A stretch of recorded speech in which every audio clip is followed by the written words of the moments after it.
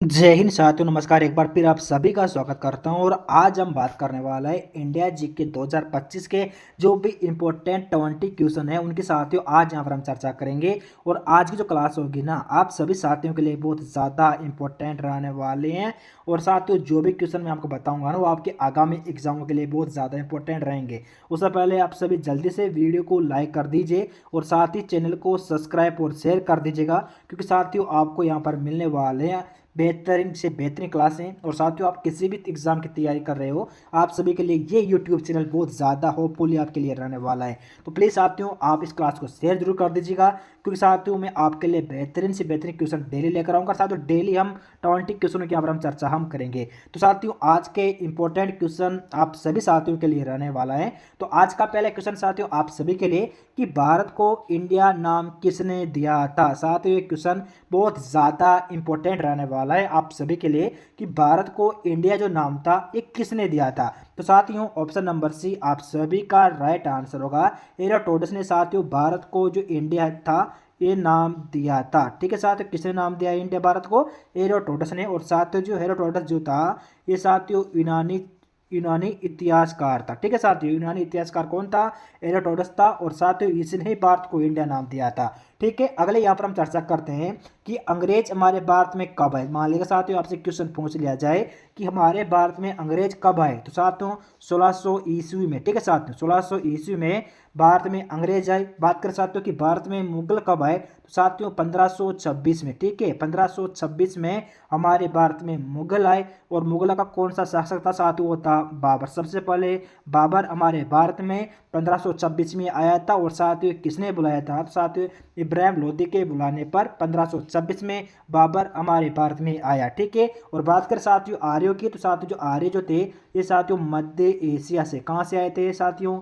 ये मध्य एशिया से 1500 से 1000 ईसा पूर्व साथियों हमारे भारत में आए थे। कौन आए थे साथियों? आर्य। ठीक है, और अगले यहाँ पर हम चर्चा हम करते हैं अगले क्वेश्चन के साथ यहाँ पर हम चर्चा कर रहे हैं, जो कि आप सभी के लिए बहुत ज़्यादा इंपॉर्टेंट रहने वाला है कि भारत का नाम भारत क्यों रखा गया। साथियों भारत का नाम भारत क्यों रखा गया? ऑप्शन नंबर ए सम्राट भरत के कारण, option number B Swami Vivekananda के कारण, option number C Maharana Pratap के कारण, ऑप्शन नंबर डी अंग्रेजों के कारण। आप सभी कमेंट करके इसका आंसर बताओ कि भारत को भारत नाम क्यों दिया गया। तो साथियों ऑप्शन नंबर ए आप सभी का राइट आंसर होगा सम्राट। ठीक है साथियों सम्राट भरत के कारण साथियों भारत का नाम रखा गया। ठीक है, अगले क्वेश्चन की यहाँ पर हम चर्चा कर लेते हैं कि रामायण काल में भारत का नाम क्या था। साथियों जल्दी से कमेंट करके बताओ कि रामायण काल में भारत का क्या नाम था। तो साथियों ऑप्शन नंबर ए आप सभी का राइट आंसर होगा। साथियों रामायण काल में इस भारत को जम्मू द्वीप कहते थे, यानी कि साथियों आप सभी का ऑप्शन नंबर ए सही होगा, जम्मू द्वीप। ठीक है, अगले क्वेश्चन के यहाँ पर हम चर्चा कर लेते हैं कि भारत का राष्ट्रीय पर्व क्या है। साथियों भारत का राष्ट्रीय पर्व क्या है? तो साथियों ऑप्शन नंबर डी उपरोक्त सभी इसका राइट आंसर होगा, क्योंकि साथियों गांधी जयंती। ठीक है, ऑप्शन नंबर बी स्वतंत्रता दिवस, ऑप्शन नंबर डी गणतंत्र दिवस। ये सभी साथियों भारत के राष्ट्रीय क्या है प्यारे विद्यार्थियों? पर्व हुए, यानी कि साथियों आप सभी का option number D right answer होगा। अगले क्वेश्चन के यहाँ पर हम चर्चा कर लेते हैं कि भारत के प्रथम राष्ट्रपति कौन थे। जल्दी से कमेंट करके बताओ कि भारत के प्रथम राष्ट्रपति कौन थे। तो इसका आंसर होगा ऑप्शन नंबर डी, इसका राइट आंसर हो जाएगा डॉक्टर राजेंद्र प्रसाद जो थे ये भारत के प्रथम राष्ट्रपति थे। कब बने थे? तो साथियों ये 26 जनवरी। ठीक है 26 जनवरी 1950 को भारत का प्रथम राष्ट्रपति बना था डॉक्टर राजेंद्र प्रसाद। और साथियों ये 13 मई, ठीक है 13 मई 1962 तक साथियों राष्ट्रपति के पद पर रहे थे। ठीक है, ऑप्शन नंबर डी आप सभी का राइट आंसर होगा राजेंद्र प्रसाद। अगले क्वेश्चन के यहाँ पर हम चर्चा कर लेते हैं कि जनसंख्या की दृष्टि से सबसे बड़ा राज्य कौन सा है। साथियों जल्दी से कमेंट करके बताओ कि जनसंख्या की दृष्टि से भारत का, ठीक है भारत का सबसे बड़ा राज्य कौन सा है। तो साथियों इसका आंसर होगा option number A Uttar Pradesh, इसका राइट आंसर हो जाएगा।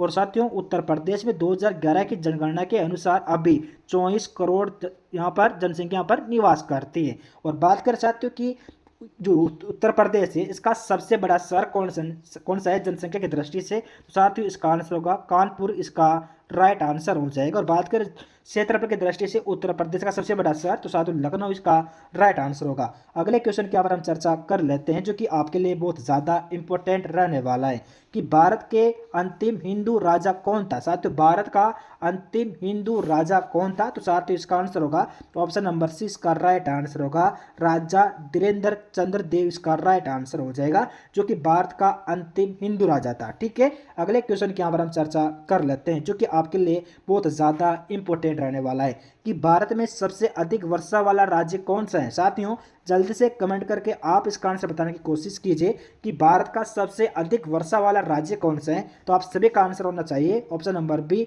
मेघालय इसका राइट आंसर होगा। यानी साथियों आप सभी का ऑप्शन नंबर बी सही जवाब हो जाएगा। ठीक है, अगले क्वेश्चन के यहाँ पर हम चर्चा कर लेते हैं कि मुगल वंश की स्थापना किसने की थी। तो साथियों ऑप्शन नंबर बी बाबर ने की थी। कब की थी पहले साथियों 1526 में की थी। ठीक है, और बाबर सबसे पहले किसने बुलाया था हमारे भारत में, इब्राहिम लोदी ने। ठीक है, अगले क्वेश्चन के यहाँ पर हम चर्चा कर लेते हैं कि मुगल वंश का सबसे प्रयाक्त राजा सबसे प्रसिद्ध राजा कौन था। तो इसका आंसर होगा ऑप्शन नंबर सी अकबर इसका राइट आंसर हो जाएगा। और प्यारे साथियों अगर हम बात करें अकबर के शासनकाल की तो 11 फरवरी, ठीक है 11 फरवरी 1556 में अकबर राजा बना। और कब तक राजा बना, तो साथियों 27 अक्टूबर 1605 तक इन्होंने शासन किया था। ठीक है, अगले क्वेश्चन के यहाँ पर हम चर्चा कर लेते हैं जो कि आपके लिए बहुत ज़्यादा इंपॉर्टेंट रहने वाला है कि भारत का अंतिम मुस्लिम शासक कौन था। तो इसका आंसर होगा ऑप्शन नंबर डी इसका राइट आंसर हो जाएगा बहादुर शाह जफर इसका सही जवाब होगा। और बात करें साथियों बहादुर शाह जफर के शासनकाल की तो साथियों 1837 में राजा बना और 1857 तक इन्होंने शासन किया। ठीक है, अगले क्वेश्चन के यहाँ पर हम चर्चा कर लेते हैं जो कि आपके लिए बहुत ज़्यादा इंपॉर्टेंट क्वेश्चन रहने वाला है कि भारत का राष्ट्रीय प्रतीक क्या है। आप सभी को पता होगा ऑप्शन नंबर ए अशोक स्तंभ इसका राइट आंसर हो जाएगा। और साथियों आप सभी का ए ऑप्शन सही जवाब होगा। ठीक है, अगले क्वेश्चन के यहाँ पर हम चर्चा कर लेते हैं जो कि अच्छा क्वेश्चन है आप सभी के लिए कि भारत का राष्ट्रीय ध्वज क्या है। तो साथियों इसका आंसर होगा ऑप्शन नंबर बी तिरंगा इसका राइट आंसर हो जाएगा। ठीक है साथियों, अगले क्वेश्चन के यहाँ पर हम चर्चा कर लेते हैं। अगला क्वेश्चन साथियों आप सभी के लिए रहने वाला है कि देश में सबसे ज़्यादा बोले जाने वाली भाषा कौन सी है। जल्दी से कमेंट करके आप सभी इसका आंसर बताने की कोशिश कीजिए कि देश में सबसे ज़्यादा बोलने जाने वाली भाषा कौन सी है। यानी साथियों देश में सबसे ज़्यादा बोली जाने वाली भाषा कौन सी है, इसका आंसर होगा ऑप्शन नंबर सी हिंदी इसका राइट आंसर हो जाएगा। और साथियों हमारे भारत देश में 43.6% व्यक्तियों के द्वारा साथियों हिंदी भाषा बोली जाती है। ठीक है, अगले क्वेश्चन के यहाँ पर हम चर्चा कर लेते हैं जो कि आपके लिए बहुत ज़्यादा इंपॉर्टेंट एक क्वेश्चन रहने वाला है कि भारत में सबसे ज़्यादा बोले जाने वाली दूसरी भाषा कौन सी है। तो साथियों इसका आंसर होगा ऑप्शन नंबर बी बंगाली इसका राइट आंसर हो जाएगा। ठीक है साथियों, अगले क्वेश्चन के यहाँ पर हम चर्चा कर लेते हैं कि भारत के वर्तमान राष्ट्रपति कौन है। साथियों भारत के वर्तमान राष्ट्रपति कौन है, तो साथियों ऑप्शन नंबर सी इसका राइट आंसर होगा द्रौपदी मुर्मू। साथियों इसका सही जवाब हो जाएगा। ठीक है, अगले क्वेश्चन के यहाँ पर हम चर्चा कर लेते हैं जो कि एक अच्छा क्वेश्चन रहने वाला है आप सभी के लिए कि राम मंदिर को किसने तोड़ा था। साथियों क्वेश्चन भी बहुत ज़्यादा इंपॉर्टेंट है और आपके आगामी एग्जाम में ये क्वेश्चन आपको देखने को मिल सकता है कि राम मंदिर को किसने तोड़ा था। तो साथियों इसका आंसर होगा ऑप्शन नंबर ए बाबर इसका राइट आंसर हो जाएगा। और बाबर का सेनापति मीर बाकी ने 1528 में साथियों 1528 में बाबर के सेनापति मीर बाकी ने 1528 में बाबरी मस्जिद का निर्माण करवाया। तब साथियों राम मंदिर को तोड़ा था। ठीक है, बाबर ने तोड़ा था, बाबर का साथियों सेनापति था मीर बाकी ने। ठीक है, अगले क्वेश्चन के यहाँ पर हम चर्चा कर लेते हैं जो कि एक अच्छा क्वेश्चन रहने वाला है कि अंग्रेजों ने किस कानून को काला कानून कहा गया था। साथियों ये क्वेश्चन भी बहुत ज़्यादा इंपॉर्टेंट रहने वाला है कि अंग्रेजों के किस कानून को काला कानून कहा गया था। तो साथियों इसका आंसर होगा ऑप्शन नंबर ए इसका राइट आंसर होगा रॉलेट एक्ट। साथियों इसका सही जवाब हो जाएगा जो कि साथियों अंग्रेजों का एक कानून था, इसे काला कानून कहा गया था। ठीक है, अगले क्वेश्चन के यहाँ पर हम चर्चा कर लेते हैं जो कि एक साथियों अच्छा क्वेश्चन रहने वाला है आप सभी के लिए कि भगत सिंह के साथ किस किस को फांसी दी गई थी। साथियों ये क्वेश्चन भी